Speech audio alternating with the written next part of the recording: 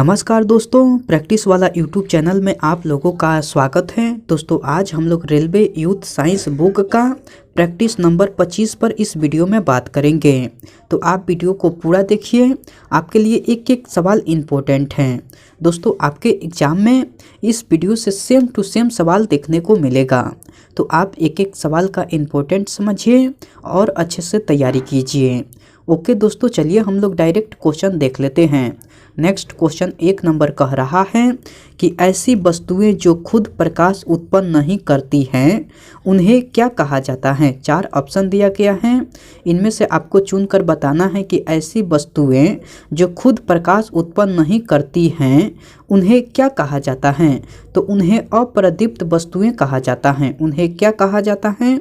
तो उन्हें अप्रदीप्त वस्तुएं कहा जाता है। ऑप्शन सी जो है बिल्कुल सही उत्तर हो जाएगा। ओके, चलिए नेक्स्ट क्वेश्चन देख लेते हैं। नेक्स्ट क्वेश्चन 2 नंबर कह रहा है कि वस्तुएं जो अपनी रोशनी स्वयं उत्पादित करती हैं को डैश कहते हैं। 4 ऑप्शन दिया गया है, इनमें से आपको चुनकर बताना है कि वस्तुएं जो अपनी रोशनी स्वयं उत्पादित करती हैं को क्या कहते हैं। तो उसे चमकदार वस्तुएं कहते हैं। उसे क्या कहते हैं? तो उसे चमकदार वस्तुएं कहते हैं। ऑप्शन डी जो है बिल्कुल सही उत्तर हो जाएगा। ओके, चलिए नेक्स्ट क्वेश्चन देख लेते हैं। नेक्स्ट क्वेश्चन 3 नंबर कह रहा है कि हमें घास का रंग हरा दिखाई देता है। क्यों दिखाई देता है? क्योंकि यह हरे रंग के प्रकाश को वापस हमारी आंखों पर परावर्तित करती हैं, इसीलिए हमें घास का रंग हरा दिखाई देता है। तो ऑप्शन ए जो है बिल्कुल सही उत्तर हो जाएगा। ओके, चलिए नेक्स्ट क्वेश्चन देख लेते हैं। दोस्तों मैं उम्मीद करता हूं कि क्वेश्चन आपको अच्छे से समझ में आ रहा है। दोस्तों अगर आपको वीडियो पसंद आती है तो इस वीडियो को लाइक कर दीजिए और कमेंट करके बताइए कि वीडियो आपको कैसे लगे। दोस्तों अभी तक आप इस चैनल को सब्सक्राइब नहीं किए हैं तो प्लीज़ इस चैनल को सब्सक्राइब कर लीजिए और बेल आइकन को भी प्रेस कर दीजिए। ओके, चलिए नेक्स्ट क्वेश्चन देख लेते हैं। नेक्स्ट क्वेश्चन 4 नंबर कह रहा है कि किस साल में ओले रोमर ने इतिहास में पहली बार प्रकाश की गति को मापा था। तो सन 1676 में मापा था। किस साल मापा था? तो 1676 में। ऑप्शन बी जो है बिल्कुल सही उत्तर हो जाएगा। ओके, चलिए नेक्स्ट क्वेश्चन देख लेते हैं। नेक्स्ट क्वेश्चन आपको 5 नंबर कह रहा है कि सूर्य की रोशनी में हरे रंग का दिखाई देने वाला एक कपड़ा लाल रोशनी में देखे जाने पर काले रंग का दिखाई देना क्यों शुरू होता है? क्योंकि कपड़ा लाल रंग की तरंग आयाम को पूर्णतया अवशोषित कर लेता है, इसीलिए कपड़ा लाल रोशनी में देखे जाने पर काले रंग का दिखाई देता है। तो ऑप्शन ए जो है बिल्कुल सही उत्तर हो जाएगा। ओके, चलिए नेक्स्ट क्वेश्चन देख लेते हैं। नेक्स्ट क्वेश्चन आपको 6 नंबर कह रहा है कि अंतरिक्ष यान से अंतरिक्ष यात्री को आकाश डैश दिखाई देता है। 4 ऑप्शन दिया गया है, इनमें से आपको चुनकर बताना है कि अंतरिक्ष यान से अंतरिक्ष यात्री को आकाश डैश दिखाई देता है। तो आपको काला दिखाई देता है। कैसा दिखाई देता है? तो काला दिखाई देता है। ऑप्शन ए जो है बिल्कुल सही उत्तर हो जाएगा। ओके, चलिए नेक्स्ट क्वेश्चन देख लेते हैं। नेक्स्ट क्वेश्चन आपको 7 नंबर कह रहा है कि गली के पीले लाइट में किसका प्रयोग किया जाता है। 4 ऑप्शन दिया गया है, इनमें से आपको चुनकर बताना है कि गली के पीले लाइट में किसका प्रयोग किया जाता है। तो सोडियम का प्रयोग किया जाता है। किसका प्रयोग किया जाता है? तो सोडियम का। ऑप्शन डी जो है बिल्कुल सही उत्तर हो जाएगा। ओके, चलिए नेक्स्ट क्वेश्चन देख लेते हैं। नेक्स्ट क्वेश्चन 8 नंबर कह रहा है कि प्रकाश सबसे अधिक गति से किस में यात्रा करता है। 4 ऑप्शन दिया गया है, इनमें से आपको चुनकर बताना है कि प्रकाश सबसे अधिक गति से किस में यात्रा करता है। तो निर्वात में करता है। किस में यात्रा करता है?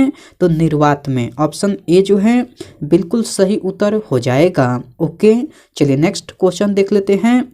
नेक्स्ट क्वेश्चन 9 नंबर कह रहा है कि प्रकाश की गति डैश है। 4 ऑप्शन दिया गया है, इनमें से आपको चुनकर बताना है कि प्रकाश की गति क्या है। तो प्रकाश की गति जो है आपको 3 × 10⁸ मीटर पर सेकेंड है। प्रकाश की गति जो है आपको 3 × 10⁸ मीटर पर सेकेंड है। ऑप्शन सी जो है बिल्कुल सही उत्तर हो जाएगा। ओके, चलिए नेक्स्ट क्वेश्चन देख लेते हैं। नेक्स्ट क्वेश्चन आपको 10 नंबर कह रहा है कि हवा में प्रकाश की चाल कितनी होती हैं। तो हवा में प्रकाश की चाल जो है आपको 3 × 10⁸ मीटर पर सेकेंड होती हैं। कितनी होती हैं? तो 3 × 10⁸ मीटर पर सेकेंड। ऑप्शन सी जो है बिल्कुल सही उत्तर हो जाएगा। ओके, चलिए नेक्स्ट क्वेश्चन देख लेते हैं।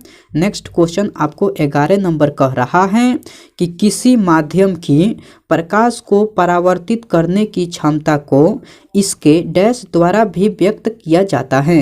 तो इसके प्रकाश घनत्व द्वारा भी व्यक्त किया जाता है। किसके द्वारा व्यक्त किया जाता है?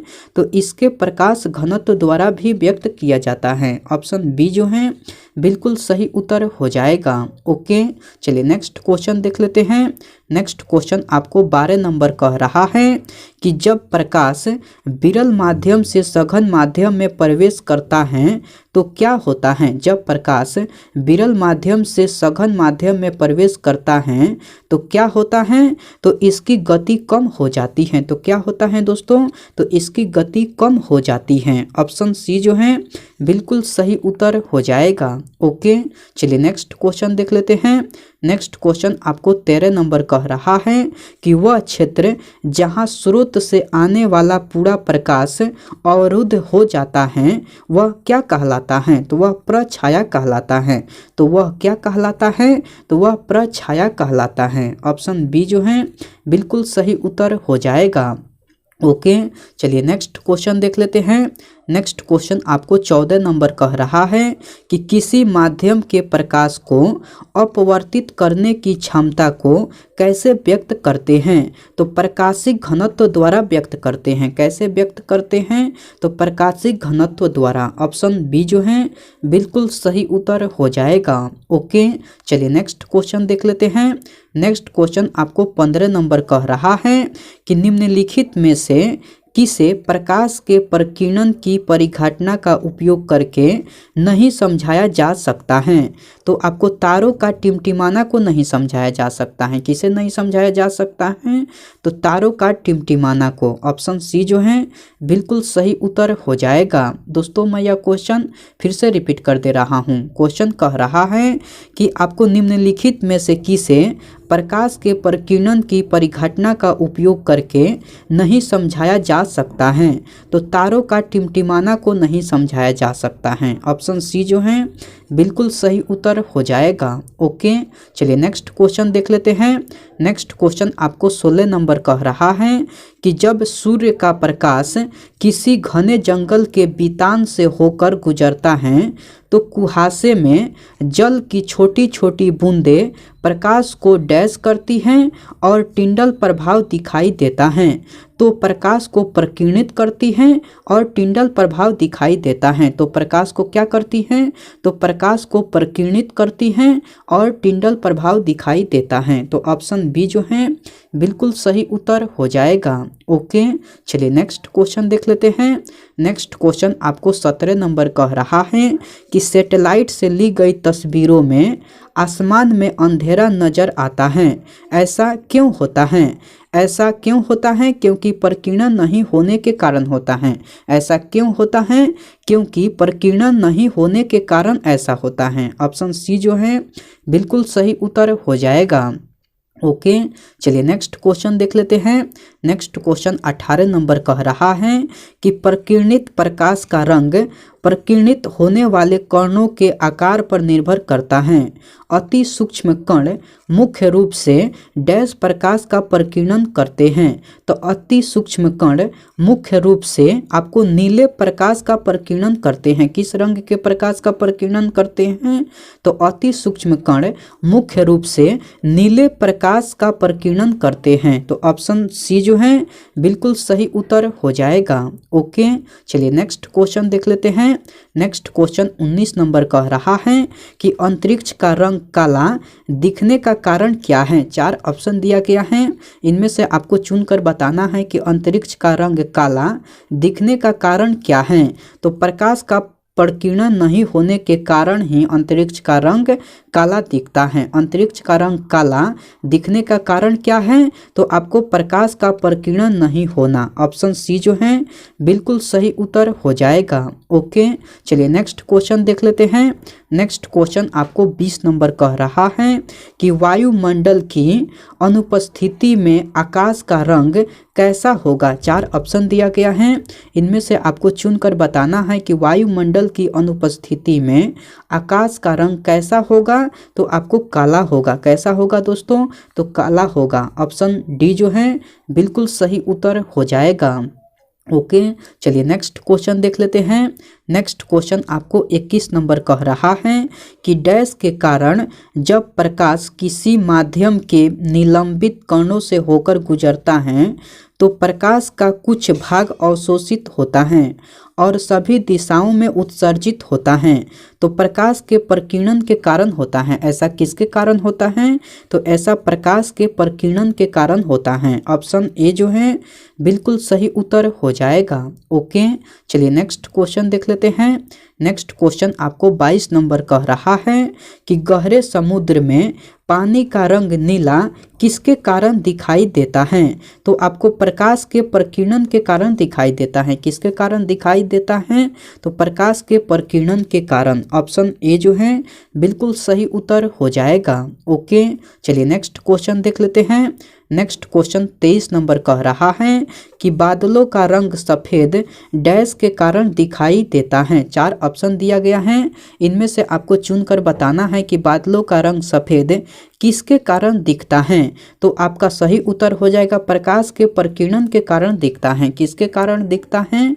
तो प्रकाश के प्रकीर्णन के कारण। ऑप्शन डी जो है बिल्कुल सही उत्तर हो जाएगा। ओके दोस्तों, चलिए नेक्स्ट क्वेश्चन देख लेते हैं। नेक्स्ट क्वेश्चन 24 नंबर कह रहा है कि प्रकाश की एक पुंज की द्रव में तैरते कणों से टकराव के कारण होने वाले प्रकीर्णन से उत्पन्न चमक की प्रक्रिया को कहते हैं। तो टिंडल प्रभाव कहते हैं। क्या कहते हैं? तो टिंडल प्रभाव कहते हैं। ऑप्शन बी जो है बिल्कुल सही उत्तर हो जाएगा। ओके, चलिए नेक्स्ट क्वेश्चन देख लेते हैं। नेक्स्ट क्वेश्चन आपको 25 नंबर कह रहा है कि सूर्य के प्रकाश का प्रकीर्णन किसकी उपस्थिति के कारण होता है। 4 ऑप्शन दिया गया है, इनमें से आपको चुनकर बताना है कि सूर्य के प्रकाश का प्रकीर्णन किसकी उपस्थिति के कारण होता है। तो वायुमंडल के उपस्थिति के कारण होता है। किसके उपस्थिति के कारण होता है? तो वायुमंडल के उपस्थिति के कारण। ऑप्शन बी जो है बिल्कुल सही उत्तर हो जाएगा। ओके, आज का वीडियो में इतना ही सवाल था। मैं उम्मीद करता हूँ कि सारे सवाल आपको याद हो गया होगा। दोस्तों, अगर आपको सारे सवाल याद नहीं हुआ हैं तो आप इस वीडियो को फिर से देखिए। आपके लिए एक एक सवाल इम्पोर्टेंट हैं। ओके, मैं आपसे नेक्स्ट वीडियो में मिलता हूँ। तब तक के लिए टेक केयर दोस्तों एंड बाय।